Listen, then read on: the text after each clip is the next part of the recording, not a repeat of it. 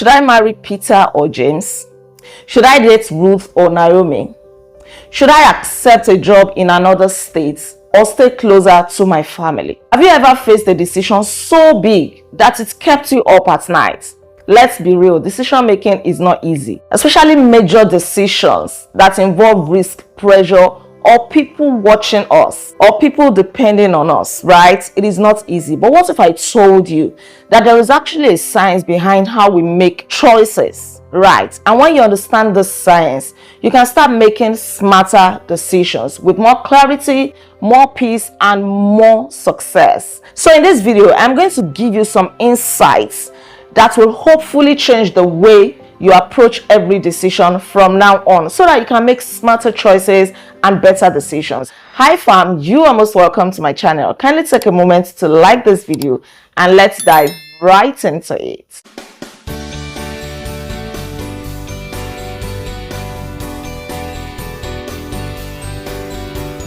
Number one, let's talk about how your brain actually makes decisions. You see, your brain has two decision-making systems.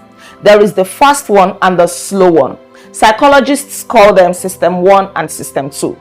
System 1 is emotional, it is fast, it is reactive, it wants to do things now. It is that part of your brain that says yes. Immediately you see a hot deal on Amazon or you hear promo or sales in that store, even if you don't need the item. System 2 is slower, it is logical and reflective.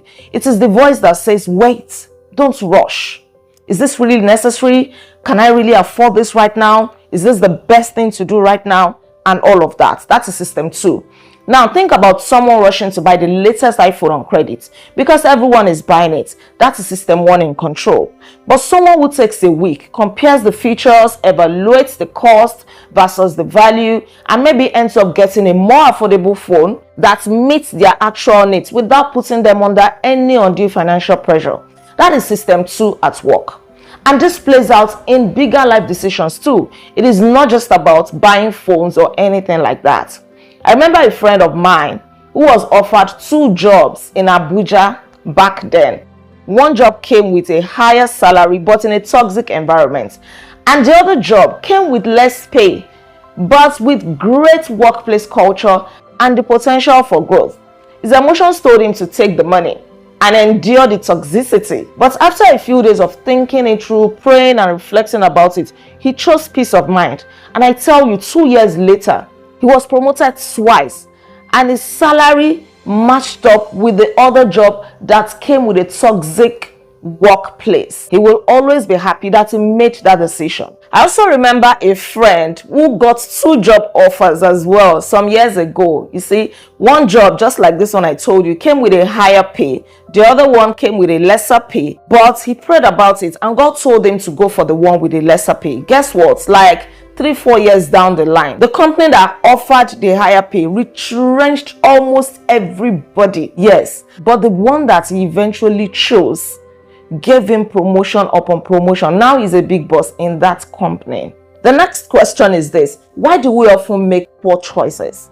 Even when we try to think smarter, our brains are wired with biases, mental shortcuts that often lead us astray.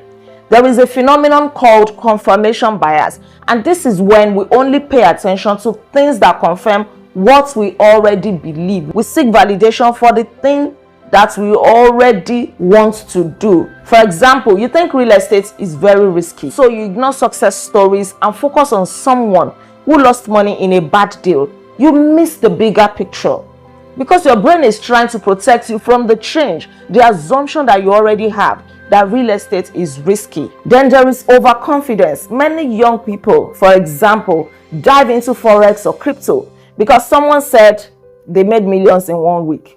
Without learning the basics, they invest blindly. They lose their capital in days. That I know what I'm doing feeling is not skill, it is overconfidence.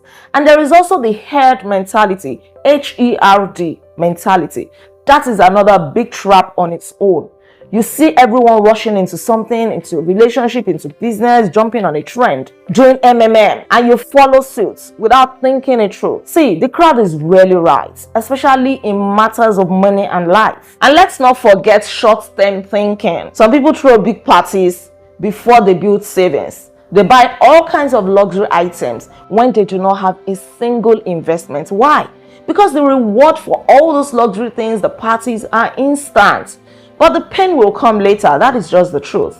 These decisions might feel good now, but it costs us long-term peace, stability, freedom, and growth. Now, let's talk about how to make smarter, confident choices. Maybe it has to do with money, your career, your relationships, your marriage, or anything that matters to you.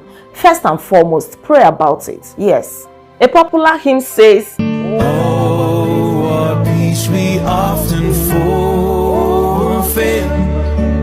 Oh, what needless pain we bear." Before you take any step, whether it is minor or major, commit it into God's hands. He knows what is best for you and He sees the future. Some decisions that may appear good to you may not be God's plan for you. So you don't want to keep getting into traps of regret, of wrong decisions all the time. Save yourself that headache. Talk to your Father in heaven first and foremost. Then set clear goals. Ask yourself, what do I really want? What do I want to achieve in the long term or in the short term?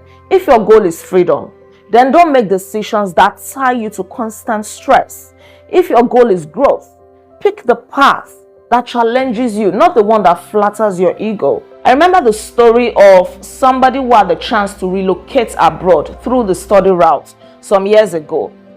He also had a booming local business at that time, and everybody told him to japa, to leave Nigeria, to travel out, but he decided to pray about it, to think about it.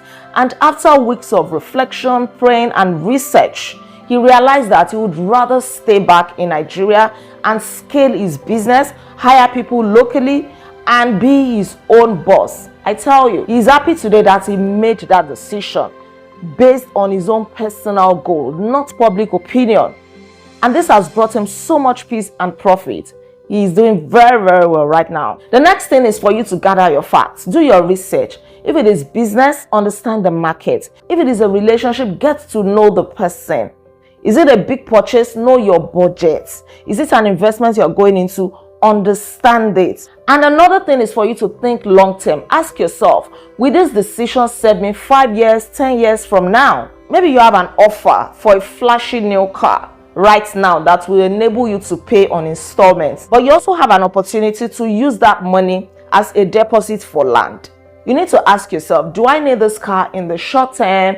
Of what value will it be to me some years from now? Then you put it side by side with the land and determine which one you want to go for. Maybe some years later, the land would have appreciated in value and you'll be able to buy any kind of flashy car that you want without putting yourself under any financial pressure. And lastly for this video, trust your instincts, but test them. Your gut is powerful, but it is not perfect. Back it up with prayer, logic, advice, reflection, seek counsel. Smart decisions are like smart investments. They take time, research, and a bit of courage. But if you get it right, you'll be glad you did. Here's the truth. Your life today is a reflection of the decisions you made yesterday. And your life tomorrow will be shaped by the decisions that you make today. So slow down. Don't let your emotions rush you. Understand how your mind works. Recognize the traps. And build a habit of thinking long term. Ask yourself good questions, quality questions. Choose based on vision, not just on vibes, not just on what is trending. Don't follow the crowd. You don't have to be perfect. You just have to be intentional. Thank you so much for watching. Thank you for tuning in. Don't forget to like this video, share your comments with me, and please subscribe to this channel in case you are yet to subscribe. I remain Olaide Agbaje, also known as First Lady, and on this channel, I inspire you to live intentionally. I'll come your way again with another insightful video by God's grace. Until then, be intentional. Bye.